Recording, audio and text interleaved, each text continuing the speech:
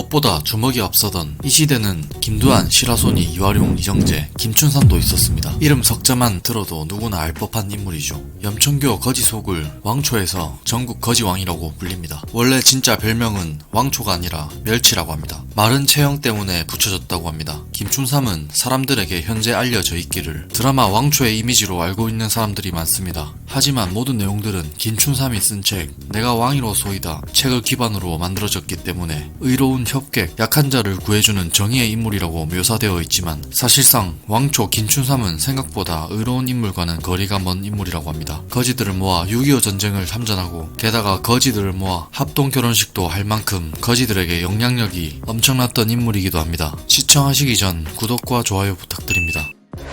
1928년 평안남도 덕천군에서 태어난 김춘삼은 누나와 함께 어머니를 찾아 떠나게 됩니다. 목적지는 대전, 사냥꾼들에게 잡히고 맙니다. 김춘삼과 누나는 짐승들을 유인하는 미끼로 이용됩니다. 결국 누나를 잃고 김춘삼은 도주하여 거지소굴로 들어가게 됩니다. 거지소굴에서 당시 왕초 발가락은 김춘삼에게 동냥을 해오라고 많은 구박을 했습니다. 동냥을 하는 무리를 동냥아치라고 하는데 양아치라는 단어는 동냥아치에서 따온 단어라고 합니다. 당시 왕초였던 발가락에게 김춘삼은 이런 말을 하며 제안합니다. 사실 내가 힘과 덩치 모든 면에서 상대가 되지 않소. 하지만 내가 당신보다 깡은 이길 자신이 있소. 남자라면 내 도전도 좀 받아주오. 내 마지막 부탁입니다. 왕초 자리를 걸고 한판 합시다. 다 보는 자리에서 이런 말을 하니 거절할 수 없는 제안이 되었습니다. 결투의 방법은 기차놀이를 했습니다. 기차놀이는 기찻길에 누워서 끝까지 남아있는 사람이 승자라고 하죠. 그렇게 왕초가 된 김춘삼은 청년이 되어서 거지촌 부하들을 데리고 상경하여 서울 거지촌 왕초들과 싸움을 하여 세력을 넓혔다고 합니다. 이 부분도 논란이 많습니다. 김두한과 맞짱을 떠서 동생으로 만들었다고 하는데 사실 김두한이 10살이 많습니다. 김두한이 우미관을 18세 정복했을 당시 김춘삼은 8살이었죠. 그래서 신빙성이 조금 떨어집니다. 서울에 상경했을 당시에도 김두한은 거지세계를 이미 떠난 상태이며 김두한이 없는 거지세계에서 김춘삼이 제패했다고 볼 수 있겠네요.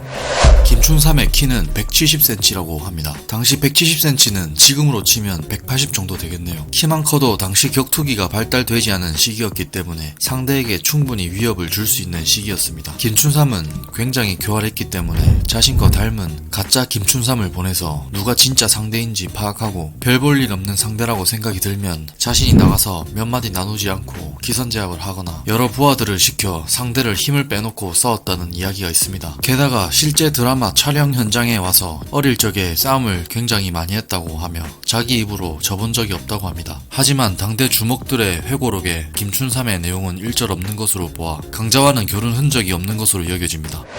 6.25 전쟁이 터지면서 전국의 거지들을 모아 전쟁에 참전하게 됩니다. 일명 거지부대라고 합니다. 당시 실제 계급은 중사 계급이었고 김춘삼 위에 중대장이 박정희였다고 합니다. 그렇게 전쟁에서 오합지졸 거지들을 데리고 전쟁에 참전한 것에 대한 공을 인정받습니다. 전쟁 이후 합심원을 만들어 서울, 대전, 부산 전국 10여 곳에 고아원을 설립합니다. 고아원의 규모는 점점 커지면서 1956년 고아원 협회 회장으로 임명되었습니다. 어떻게 보면 이정재가 동대문 사단을 이끄는 것처럼 김춘삼도 뭔가를 계속 이끕니다. 3년 뒤에는 국제거지연합회 회장에 등극합니다.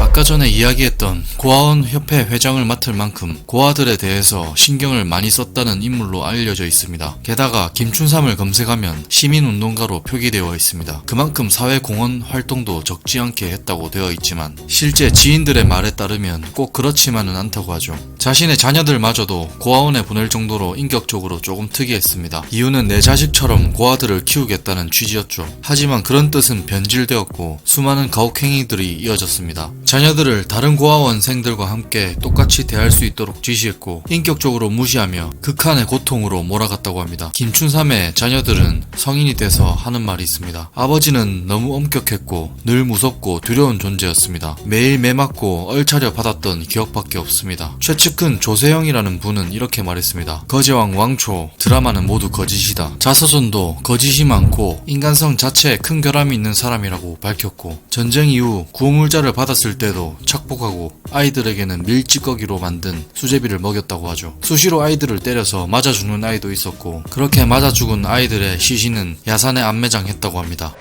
결혼 반지 2000개를 선물한 사건이 있습니다. 취지는 돈 없는 거지들과 율락 여성들을 혼인시켜 2000쌍이 넘는 커플을 탄생시킨 것으로 유명합니다. 일명 합동 결혼식이죠. 이게 좀 논란이 많은데, 권총으로 협박해서 그녀들을 강제로 참석시키고 거지와 노숙자들을 데려와 단체 결혼식을 했다는 말이 있습니다. 율락 여성들의 새 출발의 미명 아래 진행되었죠. 반면 자신 또한 납치 결혼을 했다고 합니다. 부인을 무등산으로 데려가 결혼을 했다고 하는데, 이렇게 보면 이 당시 납치 결혼이 유행이었는지는 모르겠으나 시라소니도 특이하게 결혼했다고 합니다. 2006년 폐혈증으로 투병하다가 79세 나이로 별세했습니다. 전쟁에 참전해서 상사 진급과 동시에 전역했기 때문에 현 중원에 묻혀 있다고 합니다. 그렇게 그가 떠나고 부인과 자녀들은 고인을 보고 눈물이 전혀 나지 않을 줄 알았는데 눈물이 난다며 진지하게 이야기 한번 못 나눠본 게 후회된다고 밝혔습니다. 오늘 영상은 여기까지입니다. 구독과 좋아요 부탁드립니다.